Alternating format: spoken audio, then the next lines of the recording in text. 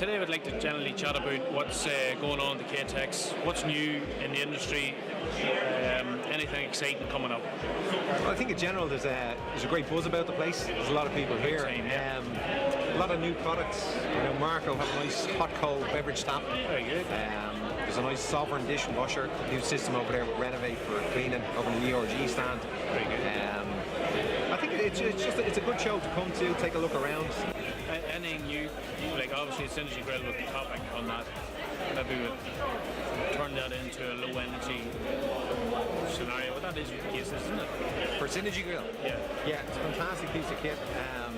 For anyone who doesn't know it, it's similar to a char grill, but it works more on the basis of a pizza oven.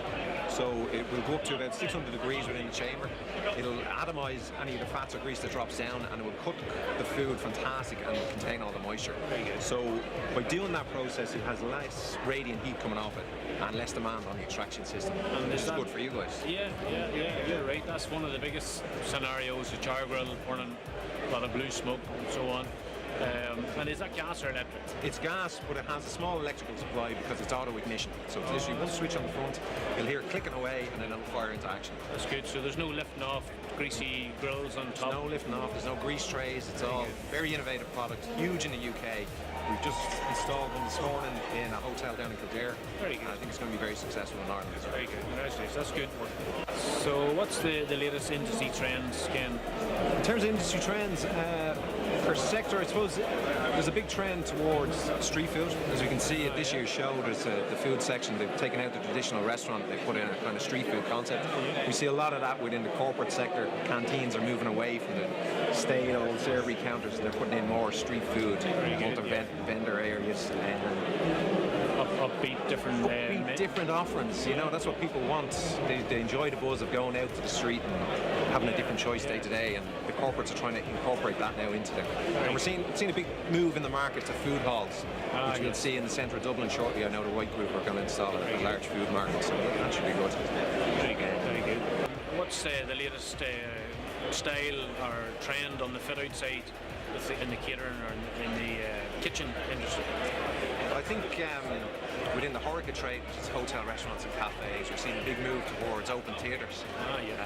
Open kitchens where you can see the chefs cooking, serving up the food, plating it and sending it out. I think that's a big move at the moment. Coupled with fire cooking has been a big trend over the last few years, but I think a bit of a trend lately I'm seeing is people are moving away from that and going back to energy efficiency, maybe to do with climate change or whatever it is, but people are a bit more conscious about energy. I suppose reducing the energy costs, the demand on systems, it's a big move away. I think we're seeing it with induction cooking as well. We talked about that briefly. So less maintenance, I suppose, too, on the back side of it. On our side, ventilation, there's less duct cleaning, less upkeep and odours and whatnot, and grease, fire risks. Absolutely, well, it's all costs at the end of the day to the operators, and the more they can scale back on that, the more it is for them. 2019's kicked off pretty good. And back last year we had a very good start to the year. That's good. Any new upbeat projects, exciting projects that you have coming on? A lot of good big projects. We're very strong in the Brodericks as a company is very strong in the corporate sector as well as hotel, restaurants. Very large project in the Midlands, which I can't talk too much about, but that'll be coming on stream by next summer and taking bookings for October. But a lot of hotels. Obviously, it's a big sector at the moment, and we're keying a few of them. We've recently finished Davenport, the Alex, Paddington, Marnock, Castleknock, so we do a lot of hotel work as well. So the hotel chains in Dublin's up. Huge. It's good to be on the ground with them. So today's Catex shows 2,500 people yesterday. It looks like there's at least that and more today. Definitely. Yeah, so it's there's a lovely smell in the air also. The smell of cooked food. Yeah, it's a great show to come to. There's a real buzz about the place. There's a real sense of energy, so which is good for the industry. It means there's a lot going on. And because Ireland's such a small market, it's a great place to come, even walking around, the amount of people you can meet. You see, within our industry, on the fit-out side, involved in the fit-outs and design of kitchens, what's some of the pitfalls that you see that customers tend to veer towards that make mistakes ideally?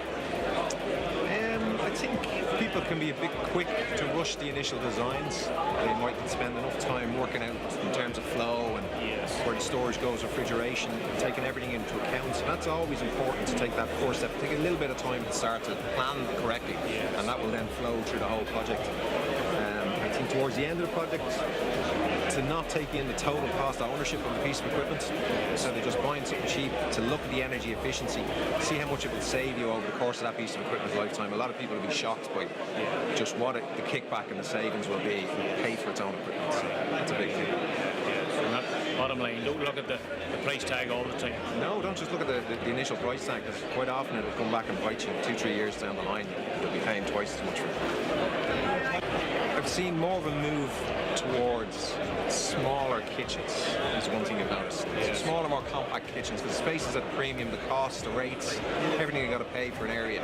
So it means people are trying to squeeze kitchens into smaller spaces, which has a knock-on effect that usually they're in older buildings, in the centre of cities. So systems like the Purevent systems, where it's treating the odours, will often get around the councils that they can put those kitchens into those places and make them a success. Yes, key buildings that wouldn't get planning permission are ideally getting planning permission. Yeah, so it means that people can move into areas that they normally wouldn't have had a restaurant, put something in and make it work. Yes, that's a good point. Yes, so thanks for joining us today, Ken, and here's the year ahead. And to you, Marty, have a good show.